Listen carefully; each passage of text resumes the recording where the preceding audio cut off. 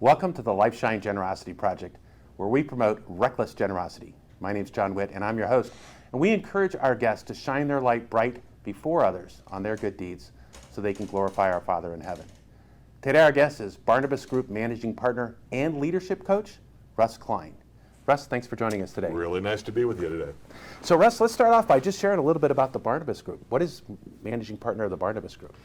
So the Barnabas Group, I actually manage the Orange County Barnabas Group, and we are a group of partners that come together with a mission of we connect marketplace leaders with ministry opportunities. And so we have a group of people that come together on a quarterly basis, and we introduce ministries and organizations to them and ask for them and give them opportunity for them to get involved using their time, their talent, and their network. And then between those quarterly summits, we have activities and coaching and events and networking events. But the idea is we want to help these organizations move forward, and my job is to help our partners to get engaged with these organizations.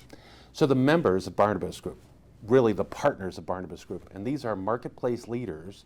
And what I heard you say that I think, and I'm a member of Barnabas Group, so I know a little bit about this, but what I really like is that time and talent, expertise, that's what you're really looking for from the market. You're connecting that with ministries. You're not necessarily asking for money. Right. In fact, we actually go the opposite way. We don't ask for money. And the premise is money ruins relationships. And if you lead with money, a couple things happen. One, for a partner, sometimes it's kind of easy to just write a check. You write a check and then have them go away. I think that is the easiest form of generosity exactly. on the planet. Now, these organizations need money. So we all know that. Yeah. But the premise is if we can get people to engage in relationship, I mean, money will ruin relationship. But if we can get them to build relationship first, often those resources will follow. But they realize what they give, what they provide is so much more valuable. It's their time. And so we actually discourage talking about money. When an organization comes to present, we say, do not mention money. Look for ways that these people in this room can engage with you using the things that they have in their disposal. And the relational aspect. I mean, that's really, and I think time is way more valuable than money. 100%. I mean, you can't make more time. You can only use it more wisely. And to capture some of these leaders, because I've been in the room. There's a lot of talent in that room. And to get their expertise and knowledge to support these ministries. And you guys do some work to decide which ministries come in. Yeah, so ministries go through a process because every organization, every ministry needs funds, and so often they think that's what they come to Barnabas Group for. But we're challenging them with, you can't ask for money, that's easy. We want you to ask for things that people can engage in. It's a harder ask. And so when they present, it's not a financial ask, it's we need help. Yesterday I was in it with a group of Barnabas partners. We gathered together around a ministry leader, and her request was, help me look at my volunteer structure. Help me figure that out. The room was full of people with a lot of experience, and we spent 2 hours brainstorming, giving her ideas, asking questions, challenging what they were doing, affirming what they were doing. And then when we finished, she had a list of notes of all these ideas and all these things. She said, wow, I've got some stuff that I can take and do something with. Also in the room were two people that really connected to the organization. It's my guess that they're going to get more involved. They may do a follow-up. They may say, hey, what else can we do? Or how else can we engage with you? How else can we help? And that's what we do. We try to set the table so they hear about an organization, and when the Spirit prompts you, when you feel that tug to get involved, we try to make that possible. And so, yeah, back to your question, we do vet organizations. They go through an interview process. They go through an application. We look at their presence online, their social media. We look at their values and their mission, and we really ask, do you really need help from the people in this room? Can you benefit from the people in this room? And so I think it's really, maybe on the surface, as if I was running a ministry, I'd say, hey, here's a lot of people that could help. I can kind of see how that group of marketplace leaders, those partners, could add a lot of value to my organization. Sure. Outside of the financial side. But as a partner, right? As a partner, where do you see the value for the partner coming in here? Value in a couple ways. One is we're educating them. So we bring organizations in that they maybe have never heard of. Organizations that are doing things that are really creative or different. They're off the radar. They're doing things in different parts of the world. They've never heard of that before. So we're looking for organizations that are just unique, and it's an educational aspect of that. And I can tell you story after story of what that looks like, but we want to educate them Two, the vetting. A lot of people, a lot of our partners, I think they're approached often by organizations and ministries. I am as well, and I don't know anything about them. So we actually do the work of vetting for them. So when we put someone on the stage, what we're saying is this is a vetted organization. They've gone through a process. We've looked under the hood. We know this is a worthwhile organization, and our partners really value that. And they say, wow, you've done a lot of the work for me. Now I can figure out how I want to get engaged. And then the third thing, so education and then the vetting, and the third thing is life change. We want our partners to have their lives turned upside down, and we want them to be challenged. We want them to be inspired. We want them to realize that when they use their gifts and their talents, God can multiply that, and they can actually make a huge difference in a leader's life or in an organization's life. And we see that our partners benefit. So I think you're barking up the generosity tree here, Sure. right? So when a partner gets connected, they get educated, because it's not easy to do all the work yourself. I mean, it's out there on the internet, I'm certain, but what do you believe? What do you trust, right? So here's an organization that can expose you to new ideas, new concepts, innovation, all kinds of interesting things there, and then sort of proven concepts or well-vetted, well-served concepts, and then this concept of being able to change lives. The ministry is designed to change lives in many ways. Yep. But the fact that you as a partner can get in and help that, often the life-changing happens to the partner. Exactly. So that's pretty powerful. Yeah. And often these partners are partners. I'm a partner as well. We think that we need to be on the front lines, and we underestimate the value that we can bring to these leaders. So if I'm a CPA and I've spent my life doing accounting, and here's a ministry leader, an organizational leader that doesn't have a financial background. Do many of them have a financial background? Some do, many Really? of them don't. The premise is a lot of the leaders we work with, they have not been trained to do what they're doing. So they need help. So the CPA comes in and he becomes an expert. And in half the time that it would take this leader to do it on their own, they can point them in the right direction, they can clean things up, they can ask the right questions, they set them on a path that saves time and saves money. And the partner who has that skill, the CPA, he's like, wow, I've been doing this my whole life, and now I get to use it for kingdom impact. The ministry leader just soaks it in and says, this is what I've been looking for, and what an answer to prayer. And so it's such a mutual benefit for both sides, but it's generosity. It's a partner saying, I'm willing to use what I have, I'm willing to use the skills that I have to benefit others, and that's where generosity comes in. Well, and I it's in the Bible. It's you're more blessed to give than to Sure. receive. And I asked that. I've actually studied this quite a bit. Why is that? What does that mean? And I think when you're generous, and I think this is that life-changing component, right? Your heart, when it shifts, when it turns, right? There aren't that many things that make that happen. Right. And that is you being generous to somebody else, serving as a partner in the Barnabas Group, and experiencing that shift. That's the blessing. Now, I think God also taps you on the shoulder and delivers other blessings when you're being generous, and you may not be able to just directly trace it back to that one event, but if you have a consistent model of generosity, how you interact with others, how you serve, there's always this stream of things that are happening on the positive side, and you can't really say why or how come.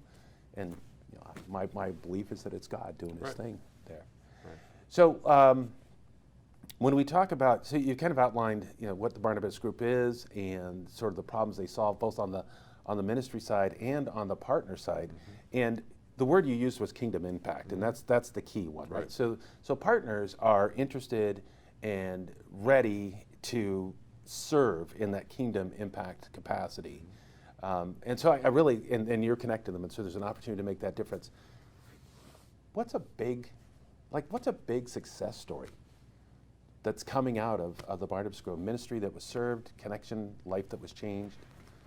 Can you share one? Yeah, so Okay. I've been a part of it. Yeah, I have a lot of stories, but I've been a partner in Barnabas for almost 10 years. And so the first 9 years was I was a partner, I was working another job, and my wife and I joined, and we just got involved with different organizations.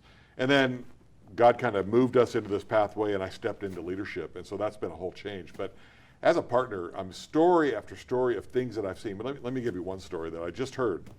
I was having coffee with a ministry leader, local ministry leader, and he had presented at Barnabas about 5 years ago. And I just asked him, tell me what value, what benefit has Barnabas provided for you? Well, he went into this this list. He said, well, let me tell you the things that came up. We've gotten volunteers, we've gotten board members, we've gotten funding, we've gotten friends, we've gotten exposure. I mean, he went through a whole list of things. He said, let me tell you the greatest thing that we got. I said, all right. He said, when I presented, just kind of a sidebar is I made a comment. I said, I'm looking for a mentor. I want someone, he's a young leader, a young father. I'm looking for someone that can pour into me as a leader. And there was a man in the Barnabas group who heard that, a guy named Steve, and he said, that's something I can do. So he responded, put a thing, sent the guy an email, they connected, and they got together and began this mentoring, coaching relationship. They met every other month for 5 years. Every other month, so it's not like a massive. Oh no, not every other month. Not 3 times and we're done. 5 years they've been meeting together. They've become friends, and both the leader and the coach have said it's just impacted their life in incredible ways. They both learned from each other. They've been inspired.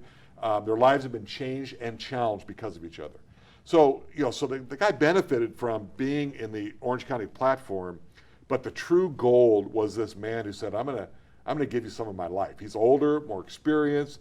I'll just walk with you as a man, as a leader, as a father, and they just knit this relationship. Another story, I'll give you one more. I was meeting with a guy, and I asked this question, tell me how you've gotten involved with some of these ministries that have come. And his first response was, well, I really haven't. He goes, I've been in Barnabas for a while, but I can't remember an organization that I got involved in. And I was kind of like, wow. We present a lot of ministries, a lot of opportunities. And then he said, wait a minute, there was one. I said, well, tell me about that. And he says, well, there was an organization that came, and I forgot that I met him at Barnabas, but yeah, they presented, and they're in South America, and I responded. Something about what they were doing kind of piqued my interest, and the guy called me, and he invited me to come see it, and I actually went down and saw the ministry in South America. I then became a donor. I then joined the board, got involved in helping the organization. 2 of my kids went and did internships down there for the summer. We've become friends, and he laid out this 10-year relationship, and I looked at him and I said, that's a success story. That what you just laid out is exactly what we hope will happen. You have engaged with a ministry kingdom opportunity. It's impacted your life. It's impacted your family. You've been able to help this organization move from here to there, and you're still in relationship. That's what it's all about. And his opening comment was, I don't know if I've really done much. And I just said, I want to celebrate.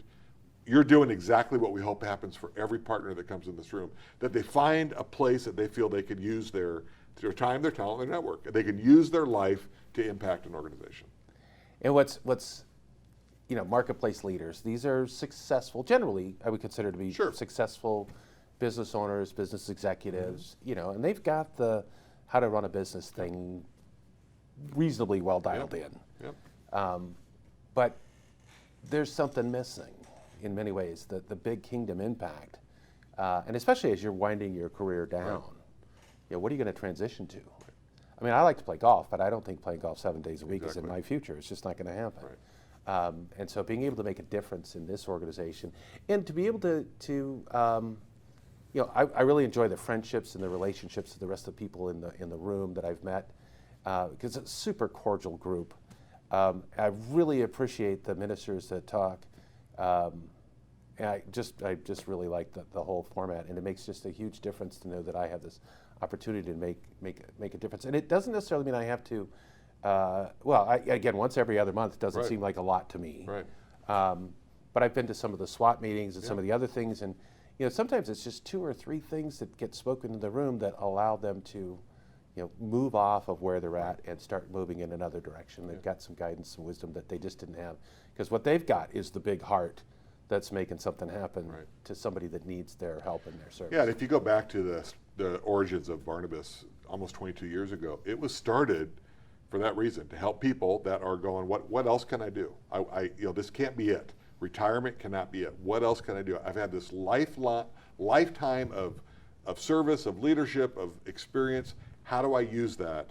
And it's not people that want to be done, it's people that want to leverage their life. And Barnabas began with that mission in mind. How do we help people connect with opportunities where they can use all that they have?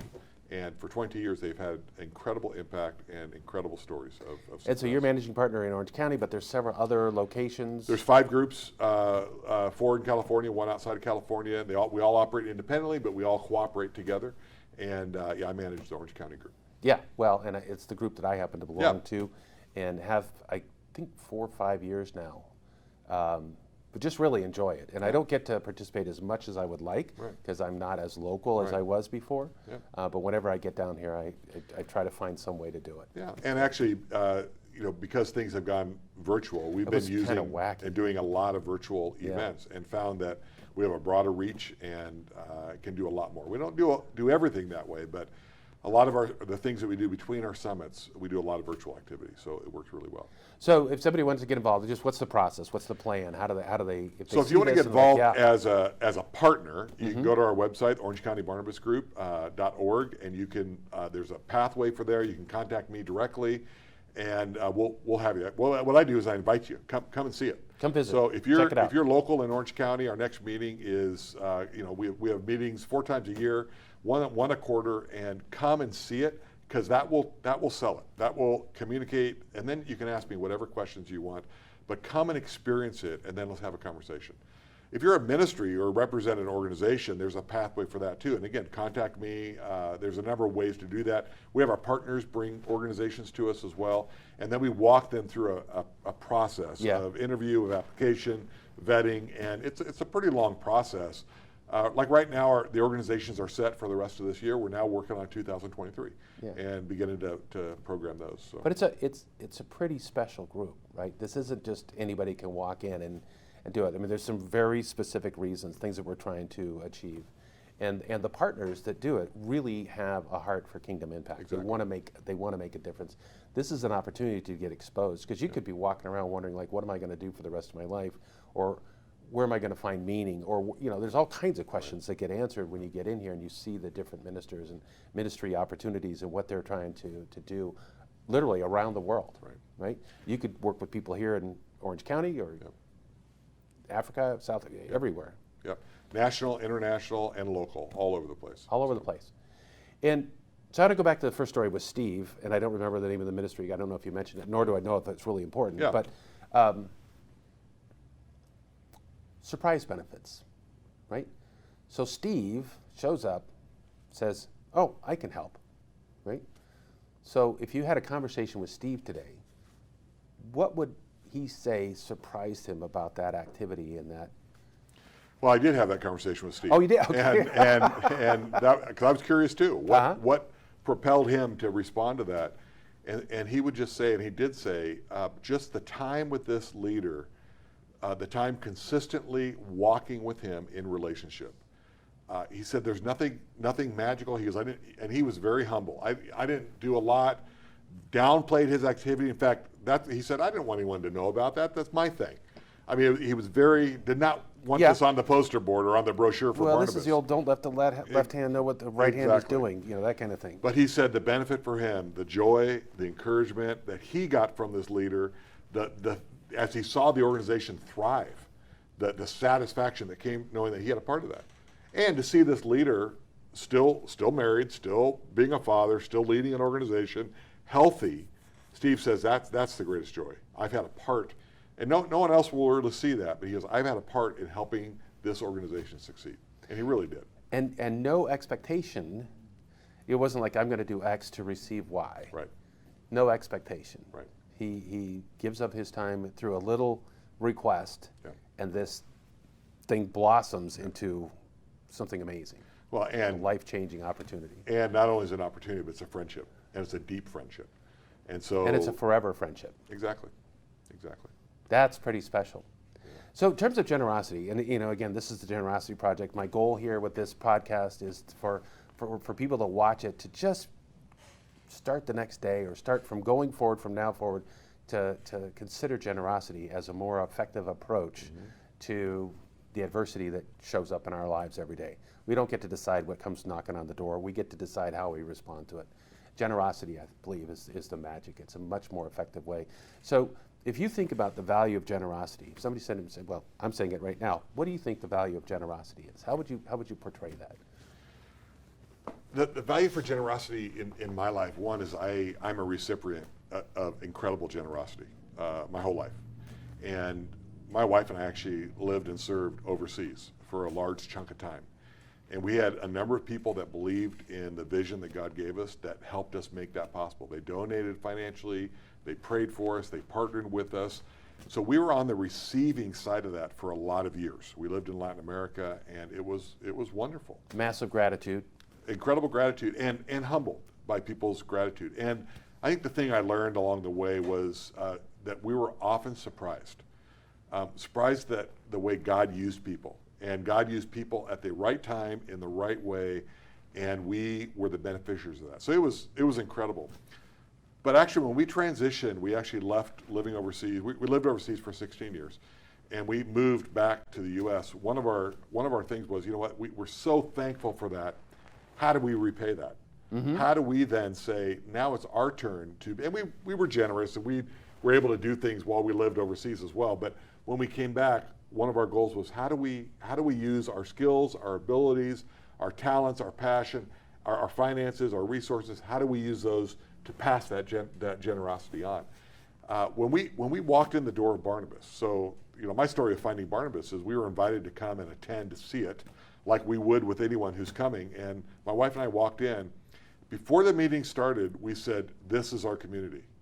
This is where we belong. Because there was just a spirit of people, of excitement, of energy, of people, and we learn later, these are people that have the same values we have, the same excitement about kingdom work. We joined that day. And we just said, community. We're going to be a part of this. And that led us in this incredible journey. But we found that was a place that we could become more generous. And so we then went from being people that were the recipients of this generosity to we're now sitting there listening to organizations saying, hey, I can help you. Hey, we can provide this, or we can come alongside you. We began using our skills and our abilities and our past to help organizations and also to help other partners. And so we were able to, we had a platform and a place to use that. So for me, I'm not really sure the question went back to generosity, but for me, generosity is something that you don't hold on to. It's something you pass on. And we are so blessed, and we have had incredible people pour into our lives for years and years and continue to do so. And our goal is we want to take what they've done in us and we want to do the same. And so we're looking for opportunity. Where our eyes are open. And again, if it was just about money, there's a limit to that. And so we have to be very wise in how we spend our money. And so we take our time. When we give money or resources, we do our vetting. It's a limited resource. Limited. But there's a lot of things that aren't limited. And so as we use our skills and our energy and our connections, some of those things are unlimited. And so we can really help an organization or help a leader move forward by just being generous. Well, you can scale with money, no doubt about it. But you can scale with people. You can scale with relationships. And the number of people that get involved, and even if they only give a little bit, or if it's a piece of wisdom or a little bit of time, that can be massive, because you can essentially have the church is billions of people involved, and maybe we're not billions yet, but we're working our way there one step at a time. I think in terms of generosity, when you were overseas and people were generous to you, when you came back, in some ways you felt a little compelled, like, oh man, people have been so good to me, I need to do something back. But when you did something back, did you feel anything different? How did that make you feel when you were able to be generous to others? Again, generosity has been something we've been generous, and so it wasn't a new thing, but there was a drive to do more. And I think coming back to the U.S., we were aware of how much we've been given, and we've seen the world. I've traveled extensively all over the globe. I've seen poverty, worked in extreme situations, and we understand what's going on. And so that caused us to say, how do we leverage what we do? How can God put us here, and how do we leverage that? Well, that's why we ended up at Barnabas. I now manage a group of people that have incredible skills and abilities and passion and talent. I get to leverage them into the world. And so it's a great responsibility. And generosity is a whole part of that. How do we model that? How do we teach it? Everyone is not naturally generous. Some people have to learn or be convicted or be challenged. But how do we do that? Because my job is to be responsible with what I've been given. So that question right there, that how do we do that, is exactly what I'm trying to solve right here with this program. Sure. So there's people out there that didn't have the opportunity to experience your generosity, didn't live out, didn't receive a bunch of it, Right. yet they have the opportunity. They could be if they wanted to be. And for most people, there has to be some understanding of why I should reach into my pocket or reach into my calendar, book some time, et cetera, et cetera. And I guess I look at this and I say, every act of generosity, Derek Wong talks about, sort of no deposit, no return, the old recycling saying on recycling bottles. Every act of generosity is a deposit, and God is going to return a blessing of some sort. But there's something that happens almost instantaneously when you're helping. There's something that happens in here that makes you feel good about who you are. Yep. That makes you feel like you're doing the right thing, that makes you feel, and you're not going to get it anywhere else. You can't, and I don't know that you feel it or get it as much by writing a check. I think you get it and you feel it because you actually made a difference, you created a connection, you created a relationship, and you created that little spark. Little sparks grow up to be Right. big flames. Right. So I just want the people that are watching the show to understand that, yeah, there's an opportunity sometimes where you've been super generous or people have been super generous for you, and you feel compelled to give back. Right. But don't wait for that, right? You're in charge of yourself, so you can take that first step and make that generous step, and you can receive the blessings of God just from making that first step. And it doesn't have to be big. It could be general courtesy and kindness and a few minutes here and a few minutes there. Barnabas group helping. There's all kinds of different ways, lots of opportunities. Yeah. But the heart changes with generosity. Yeah. And generosity it's a whole person activity, so it touches every aspect of your life. It's not just one part. A lot of us, like we talked earlier, a lot of us think generosity is financial or your resources. When I loan a tool to my next door neighbor, that's sometimes is an act of generosity. Yeah. Because I tend to want to protect my stuff, and I want to hold it, and I'm worried about it. And if I have that open hand mentality of one, it's not mine. Right. Everything I own is not mine. It's God's. He's entrusted it to me. I have to share it with other people. It's not mine. And I look at our finances that way too. It's not mine. I have to do that. And so for me, the reminder is when there's an opportunity to be generous, the answer is yes. I will respond. When my son wants to borrow my truck, and I want to say yes, even if it makes it difficult for me. Yes, I want to respond with yes, because I want to live open-handed, and it's a whole person. And if I don't have the resources, that doesn't mean I can't be generous. I got to look for other ways that I can serve, things that I can do. So at my church or with Barnabas or even in my community, what can I do? What are my skills? And there's a lot of things I don't do well, but there are some things that I do well. How do I use that? And it's just a posture of using everything that I have and realizing that it's a gift, and I need to be more generous. I think generosity, it's helpful to be intentional, to say I want to set up in advance, I want to be more generous, I want to say yes. So when the opportunity shows up, you've got that mindset, you've got that place, and you're looking for ways to be generous, ways to overcome challenges and be generous. Because if we don't set that mindset early on, there's the world response that says, this is mine. Right. There's not enough to go around, and so I'm not going to share it. Yeah. But when we share, we believe in that abundance model that God promises, then we get it back again and again and again. Yeah, and we also have to be good stewards. So you got to be good stewards. Being generous doesn't mean you give everything all the time. It's also saying, okay, God's got to lead me, and I need to be aware of what's going on around me. But it doesn't mean you help everybody and do everything. You have to make good decisions. You need to make decisions, and sometimes those decisions are difficult. What to say yes to, what to say no to. Yeah. Every time you say yes to something, you're saying no to something, or vice versa. Yeah, I find I go to the grocery store and they say, "Would you like to add $1 or $2 to donate to this cause?" My response is no, because I want to give to an organization that I know and trust, and I know where those resources are going to be used. It has nothing to do with that organization. Right, because we don't know what we don't know. And I don't say to them, "Oh no, I already give somewhere else." Often I wonder, they're thinking, "Oh, you're just some stingy, greedy guy," and they have no clue But really, for me, that's stewardship. There's an organization that I give to faithfully that I know, and I know it's being leveraged the right way. And I'm not saying that they're not right, but that's a tension, and we all live in that tension. We live in that, yeah. But you're taking ownership. Yeah. Ownership, and sometimes it means saying no, because we have, as much as we want to give, as much as we want to be generous, we have limited resources, whether it's time or money or resources. It's not an unlimited bucket. We've got to make good decisions. And there are some people that just get in the habit of saying no to everything, and they're the ones who need to open their palms a little bit, because it's easy to say no. It's easy just to say no to everyone and not worry about it. And if you say no to everyone, you're in trouble. But you need to be strategic with it. Well, and it's also, I think, somewhere along the line, there's the God taps you on the shoulder, or the Holy Spirit says, right here is your place, right? You feel compelled. And I couldn't tell you why. I used to work in downtown LA, and I'd walk to lunch, and I'd walk by 10 or 15 people that are sitting on the sidewalk with their hat out looking for change. And I couldn't put money in everybody's hat. Right. That was not realistic. But every now and then, I'd reach in my pocket and take whatever was in there and throw it in somebody's hat. There was something that made me say, yeah, this is it. Yeah. You know, and I don't know, I followed my instinct, followed God's will, whatever you want to call it. That happened, and I did it. And I couldn't, like I said, I couldn't serve everybody, but I could serve somebody. I did what I could. And I've had similar situations, same thing, where saw a situation and said, I can meet that need. I can solve that problem.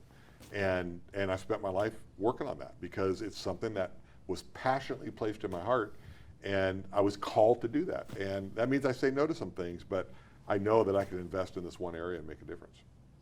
So I want to change it. I'm going to ask a hard question here. All right. You know, you're a kingdom leader, you're a marketplace leader, you want to make a difference, sort of meet the model, or you're in ministry, you're trying to figure out what to do and where to go. I'm trying to ask a question about what to avoid, because I think that's a really valuable component. Like, so you come to Barnabas, you're a first-time visitor, haven't seen it, right? Now, you could do a lot of things, but what should you avoid? A couple things. One is I really believe that God does prompt us and God does lead us. And so the first thing is you have to listen clearly. Don't make a quick decision. We had a summit just a couple weeks ago, and I had a leader contact me 5 days later. He said, hey, I just want you to know, I heard this organization present, and now I'm ready to connect with them. And I said, what happened? He goes, I wanted to think about it. I wanted to pray about it. I wanted to make sure it was the right decision. And he waited and then said, okay, I now want to connect. I thought that was fabulous. Sometimes we say yes to the wrong things. We want to respond quickly. We don't take the time to prayerfully wait, or we take the first thing. And so the idea of just pausing, waiting for that prompting, waiting for the confirmation, seeking, that is really, really big. Second thing is just the whole scarcity mentality, the mentality of, I don't have enough to give. I don't have, what I have to give isn't going to help anything. We don't think that we have anything of value. And what I'm learning is everyone has something of value. And people are surprised by that. You don't have to be a business guru or a successful owner to be able to influence a leader. And make a difference. It could be anyone. It could be anyone. And so realize that God can use anything, and he does use anything. And everything. And often he doesn't use, going back to Steve, I bet some of the stuff that God has used from Steve has been his story, probably some of his failures, some of the hard things he's done, and has used him to pour into this leader's life. Mm-hmm. And Steve is successful in business, but God is using this other stuff. And that idea that you don't have anything to offer, everyone has something to offer. All you have to do is be willing, and then be vulnerable enough to be honest. And that's, people are looking for honesty. So. Yeah. So honesty and patience, right? And avoid the scarcity. Yeah. And then also in our Western mindset, we want to do everything. And so the idea is there's 5 organizations that present, and we do something with all of them, and we don't do any of them well. So pick and choose, and do choose well, and then go deep and make a difference. Do it well and go deep. And Yeah. so if I was going to say what to do, right, which is the opposite of what to avoid, you would say, hey, choose, right? Be specific, be intentional. Yeah, wait. Not scattered. Yeah. Be patient. Any other tips for that first time visitor. Yeah, don't try to do it all. Take it all in and look for that prompting. You know, and here's the other thing. I hate to say this, but it's true. You may come to a Barnabas meeting or a group like that, and God may have you do something that's not even something we're promoting. And he may challenge you, you know, hey, you have a neighbor or there's something at your church, that's where you need to serve. So the idea of just being open to whatever it is and not arguing with God and realizing that he's going to lead you and direct you, and that's what you should do. And be willing to do that, even if you don't want to. So I think another value that I get is just the people that are in the room, the relationships. You know, we're going to get a chance for some coffee, maybe to have a meal together and meet the people that are at the table. Fascinating group of people. Mm-hmm. Every time I've gone in, I meet new people, right. And I can certainly hang out with my friends and the people that I've met, but I always try to meet and greet and engage with some of the newer members, or maybe some of the members that I just haven't had a chance to chat with. And there are a lot of other opportunities that Barnabas provides for that extra networking. Because you never know where that call, that tap on the shoulder is going to come from. And often what we try to do is we say, hey, share a story. Share your story, but also share how you got involved with an organization. And so that testimony of this is something that we did inspires other people. And so we're trying to figure out how to do that better and do that more often, because there's great stories. How do we capture those stories? Because people are humble, so they don't want to share them. They don't want to pat themselves on the back. Generosity is funny. Some people want to be generous, but they want to be anonymous. And so it's hard to inspire people when you're anonymous. And so the idea of saying, no, we want to celebrate. If you're generous and you're helping someone, let's celebrate that. We're not doing it to celebrate you. We're celebrating the impact and the influence you have. And so we want to celebrate that. But also when you tell your story of, hey, let me tell you about this organization I went to and what we did. It was such a great thing. You should do that too. Or you should come with me. Or you could. Or you could. Yeah. Come along. Let me tell you. One of the greatest things I ask when I'm with a group of partners, and I'll say, everyone share the top organization that you've gotten involved with and why. Just tell your story of why that was exciting. And it's just fun. So that's Matthew 5:16. Let your light shine bright before others on your good deeds. Yep. And you hit the nail on, in my opinion, you hit the nail on the head in that it's celebrating what they did for others. It's not celebrating them. They didn't do it for selfish reasons, because the other side of it is the line, and I forget what the verse number is, where it says, "Don't let the left hand know what the right hand is doing." Yep. And so if we're doing it for selfish reasons because we get it back, then we've got the wrong story. Right. But I also think that we have to celebrate the generosity, because that encourages other people to be more generous. That's the concept here, is so that when people watch this show, they walk away saying, hey, generosity might be a better way. Right. Let me try that. And I that's all I want. If you just try it, then I think you'll see something. Something will happen. And it feels good. It feels good. I mean, generosity always feels good. It feels good. Doesn't mean it's not painful sometimes, but it always feels good. And when you look back at it and you realize the impact or the potential impact, it always feels good. And so, there is a opportunity to be self-aware of that and to experience that. But boy, when we're with other people that get it, that celebrate that, it's just really fun. It's fun to be in a room full of people that are generous. A lot of energy. Generosity is contagious. It is not something that you have to dig up. It is generosity. It spreads.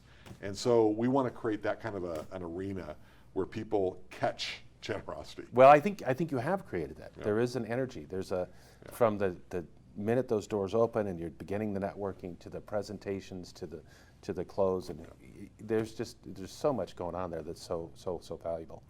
Well, listen, I really appreciate you taking your generous time to come and visit us today and tell us the story about the Barnabas Group, because it's really a fabulous organization. Well, thank you. It's really good to be with you, and I love the topic of generosity. So I hope people that are watching or listening to this, they can experience that too. And if Barnabas can be a part of that here in Orange County, we'd love to have that conversation. If we can just move the needle a little bit, because it's a momentum thing, right? Once the needle moves, it's going to keep moving and keep moving and keep moving.